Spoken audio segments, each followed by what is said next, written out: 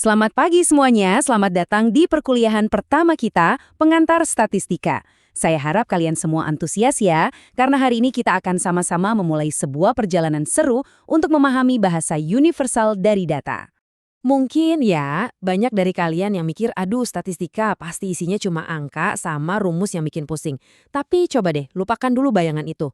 Pada dasarnya, seperti yang bisa kita lihat di sini, statistika itu adalah seni sekaligus ilmu. Ilmu tentang apa?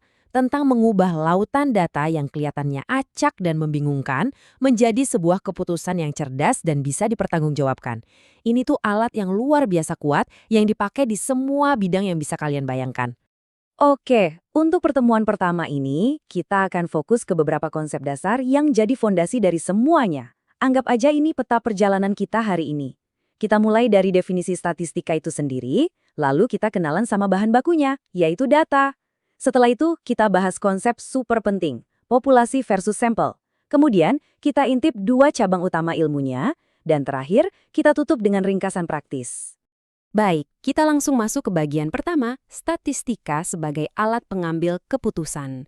Nah, di sini kita akan bedah lebih dalam apa sih sebetulnya yang kita lakukan waktu kita istilahnya berstatistika. Prosesnya itu sebenarnya sederhana dan logis kok. Bisa kita pecah jadi 4 langkah utama. Pertama-tama, jelas, kita harus kumpulin dulu datanya.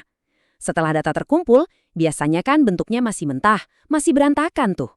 Jadi, langkah kedua adalah kita ringkas, kita rapikan, supaya lebih gampang dipahami. Ketiga, baru deh kita lakukan analisis untuk mencari pola, tren, atau hubungannya tersembunyi. Dan yang paling krusial, langkah keempat, kita menarik kesimpulan dari semua analisis tadi. Jadi, kalau kita rangkai 4 langkah tadi menjadi satu definisi yang lebih formal, ya inilah dia. Statistika itu adalah ilmu yang mempelajari keseluruhan proses itu, dari awal sampai akhir. Tujuannya bukan cuma buat ngitung-ngitung angka, tapi untuk menghasilkan sebuah wawasan yang bisa dipakai untuk mengambil keputusan yang lebih baik dan lebih strategis. Nah, untuk bisa melakukan semua proses tadi, kita butuh bahan baku utamanya kan? Apa itu? Tentu saja, data. Sekarang, yuk kita masuk ke bagian kedua untuk kenalan lebih jauh dengan bahan baku ini. Secara garis besar, data itu bisa kita bagi jadi 2 keluarga besar. Yang pertama ada data kualitatif, yang tugasnya itu mendeskripsikan sebuah kualitas atau kategori. Dan yang kedua ada data kuantitatif, yang wujudnya itu angka yang bisa kita hitung. Dua-duanya sama pentingnya, tapi cara kita memperlakukannya nanti akan berbeda.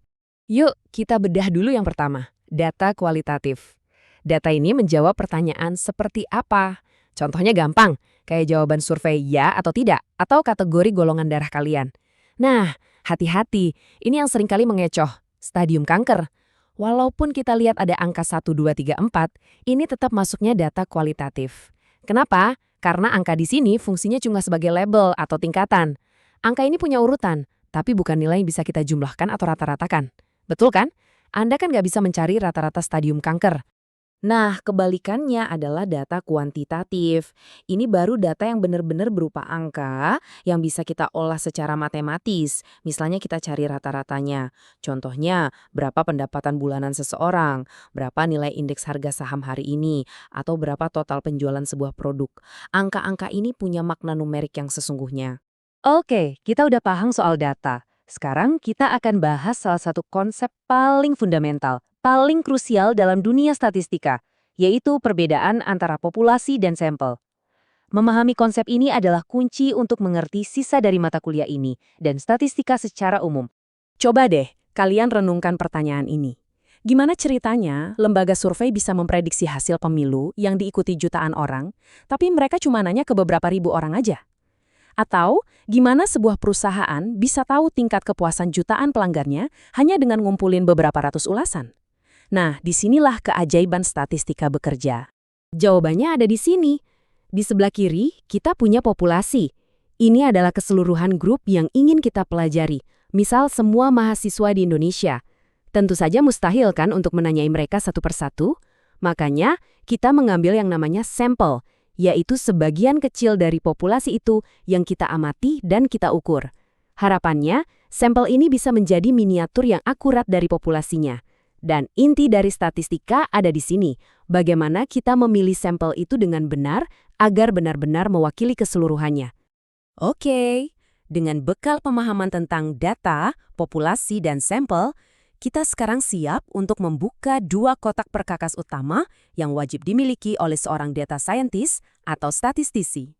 Kotak perkakas yang pertama adalah statistika deskriptif. Gampangannya, sesuai namanya, tujuannya adalah untuk mendeskripsikan atau meringkas data yang ada di tangan kita, yaitu data sampel. Gimana caranya kita menyajikan data ini biar gampang dipahami?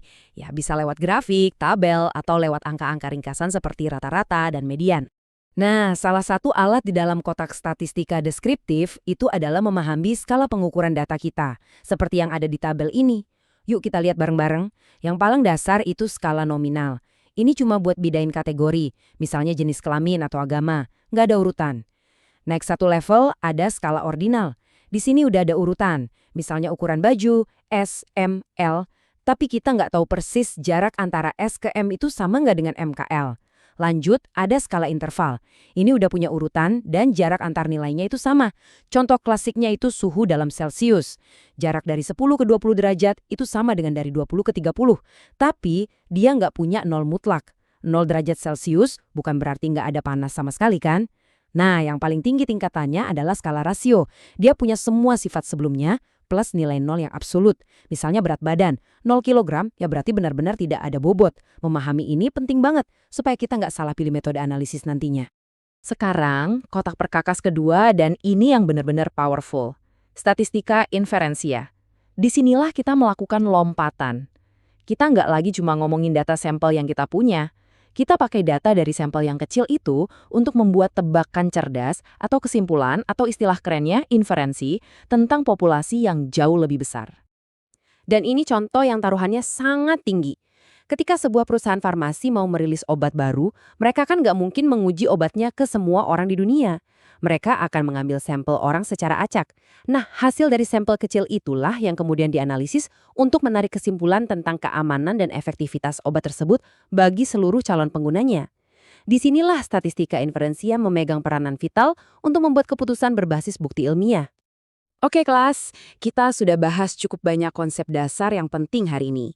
Sebelum kita tutup, mari kita rangkum poin-poin terpentingnya. Ini adalah intisari dari pertemuan kita. Jadi, apa yang harus kalian ingat dari hari ini? Pertama, data itu ada dua rasa utama, kualitatif yang mendeskripsikan dan kuantitatif yang mengukur. Kedua, perbedaan krusial antara populasi, yaitu target studi kita, dan sampel, yaitu perwakilan kecil yang kita amati. Ketiga, ada statistika deskriptif yang tugasnya merangkum data sampel kita. Dan keempat, ada statistika inferensia yang memungkinkan kita membuat kesimpulan cerdas tentang populasi. 4 poin ini adalah fondasi dari semua hal yang akan kita pelajari ke depannya. Sebagai penutup, saya mau kasih kalian satu pertanyaan untuk direnungkan. Sekarang, setelah kalian paham fondasi dasarnya, coba deh pikirkan, masalah apa di sekitar kalian, di bidang studi kalian, atau mungkin di dunia ini yang kira-kira ingin kalian coba pecahkan dengan kekuatan data. Terima kasih atas perhatiannya, sampai jumpa di pertemuan berikutnya.